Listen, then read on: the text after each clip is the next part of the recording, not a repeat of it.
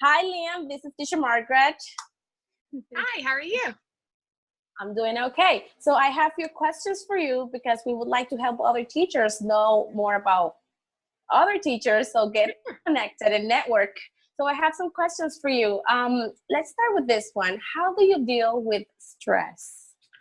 So I think stress isn't really a word that I try and use, let's be real. But some days, obviously, you are going to be a little frustrated in class. You're going to have some issues with students, some issues maybe with coworkers, some issues with parents that may cause heart rate to increase. It may cause you to be a little upset about something.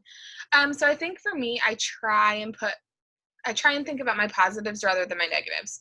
So I create a pro and con list. Let's say I had, I don't know, some situation that came up with a parent. Let's say, for instance, which I typically get is Mr. So-and-so is upset with me because I gave their student a C. So then I try and put the positives of the student in that email first. And then I explain to him, okay, well, here is what's going on. Here's the situation we have. Here's what your student has missed. We use Canvas, which is kind of like Blackboard, an online system. And I'm like, well, here's what your student is missing. Here's assignments that can be fixed. Here's assignments that can be changed, things like that.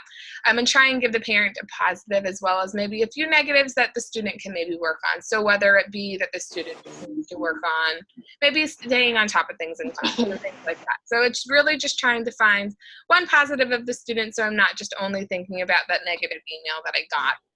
And just trying to obviously stay with a positive mindset rather than with always that negative mindset, because once you have the negative mindset, it just doesn't really work out. And then you're teaching, and then you're in a bad mood teaching your students, and then that then turns on the students, and then they're going to be in a bad mood too. So I don't know, I try not to have stress in my classroom, I guess you could say, but yeah, there does come a time when I do probably have a little bit more stress than I should. So it's always sometimes just even taking a breath in class and trying to refocus my mind, refocus what we're learning about. Maybe telling the students, okay, we all need to raise our hands rather than just sitting there and blurting out answers, things like that. But yeah, I truly try my best to think of more of the positive than thinking of the negative. I think another thing with dealing with stress, sometimes we have 2 planning periods where I am in North Carolina, I'm in Apex. So some days on a planning period, just walking outside, getting some fresh air. Even just calling my mom and just saying, hey, how are you? Just checking in. And there's always a positive that comes from her too, whether her just saying, well, have a lovely day, things like that. But that's typically how I deal with stress. I guess it just depends on the situation, but definitely getting a nice walk outside, a small little fresh air break is always nice as well.